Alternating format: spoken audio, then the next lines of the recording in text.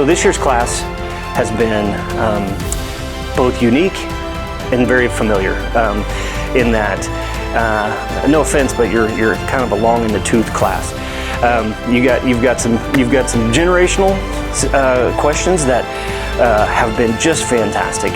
But what has really struck me, and it strikes me every year, but this class in particular, is how inquisitive, but not just asking difficult questions, but being receptive and then going in depth with our answers to not just hear the answer, but find out the why. And that's something that's the basis of the entire Citizens Academy, is to bring folks in, show them what we do, how we do it, why we do it, let them see it themselves,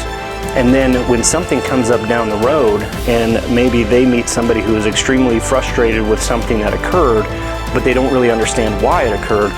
they can say, well, I learned about this in the Citizens Academy, here's what happened, but also here's the name of a lieutenant or a sergeant that taught me this one thing. They would be glad to talk to you about it. And we're beginning to build this relationship and create these connections and open these doors to folks who may not have ever had the opportunity or wanted to speak with us. But this class this year has just been, they're just steady and fantastic, and they're engaged, and I think they're having a pretty good time. But what I do know is that the staff is absolutely loving